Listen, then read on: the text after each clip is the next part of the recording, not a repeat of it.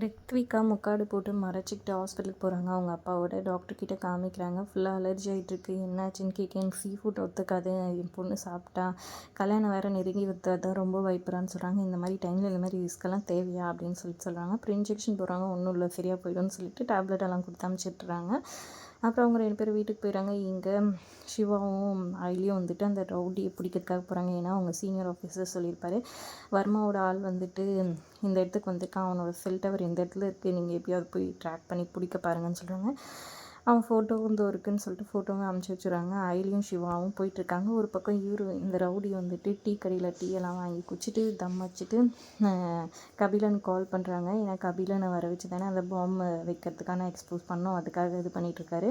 கபிலன் வந்து நான் சொல்கிற இடத்துக்கு வந்துரு அப்படின்னு சொல்கிறாங்க. உங்கள் வீட்டு பக்கத்தில் தான் இருக்க, வீட்டுக்கே வந்துடுறேன்னு சொல்கிறாங்க. வீட்டுக்கு வந்துட்டு அப்படியே நம்ம போய் போலீஸில் சொல்லிட்டேன், நம்ம பாம்பு வைக்க போகிறோன்னு சொல்லிட்டு அப்படின்ற மாதிரி சொல்கிறாரு. அதெல்லாம் வேணாம், நான் சொல்கிற இடத்துக்கு வந்துடுன்னு சொல்லிட்டு கபிலன் சொல்லிடுறாங்க. வர்மா வந்துட்டு அந்த கபிலன் வந்துட்டானான்னு சொல்லி கேட்குறாங்க. வந்துடுவார் சார், இப்போ தான் ஃபோன் பண்ணேன் அப்படின்ற மாதிரி சொல்கிறாங்க. சரி ஓகே, கரெக்டாக நான் சொன்ன மாதிரி பண்ணுன்னு வர்மா ஒரு பக்கம் சொல்லிடுறாங்க. இந்த ரவுடி கபிலன் சொன்ன இடத்துக்கு போகிறதுக்காக போயிட்டுருக்க டீ கடையில் நின்று தம் அடிச்சிட்ருக்காரு கொஞ்ச நேரம். கரெக்டாக ஐலியும் சிவாவும் அந்த பக்கமாக போகும்போது ஐலி வந்துட்டு அந்த ரவுடியை பார்க்குறாங்க. பார்த்துட்டு அந்த சீனியர் அமிச்ச ஃபோட்டோ பாருங்கள், அது இருக்கான் பாருங்கள், அவன் தான் அப்படின்னு சொல்லிட்டு வண்டியை நிப்பாட்டிட்டு அங்கேருந்து இறங்கி போகிறாங்க. கரெக்டாக வந்துட்டு ஐலிக்கிட்ட உஷாராரு. அவள் கண்ணில் ஒரு பவர் தெரிஞ்சிச்சு. எனக்கே வந்துட்டு அவகிட்ட இதுவாக இருந்துச்சு, எனக்கே பயத்தை காமிச்சிட்டா, ஏன் நெத்தி புட்லேயே துப்பாக்கி வச்சிட்டா, அப்படி ஒரு போலீஸ், அவள் மற்ற போலீஸ் மாதிரி இல்லை, அவள் கண்ணில் ஒரு பெரிய வெறி இருந்துச்சு அப்படி இப்படின்னு சொன்னதை கேட்டு அவர் கொஞ்சம் பயந்துருக்கிறாரு.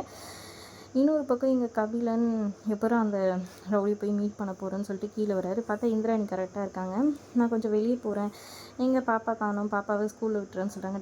இன்னைக்கு அவள் லீவுடா, துணி எடுக்கிறதுக்கு போகிறோம், அதனால லீவ் போட வச்சுருக்கோம், நீ தான் வரணும், நீ இங்கேயே போக தேவையில்லன்னு சொல்கிறாங்க. கபிலன் இப்போ என்ன பண்ணுறதுரா, எப்போரா போகிறதுன்ற மாதிரி யோசிச்சு இது பண்ணிகிட்ருக்காங்க. ரூமுக்கு போயிட்டு டென்ஷனாக. இன்னொரு பக்கம் இந்த ரவுடியை பார்த்துட்டு ஐலியும் இவங்களும் சிவாவும் வரதை பார்த்துட்டு அவர் ஓட ஆரம்பிக்கிறாரு.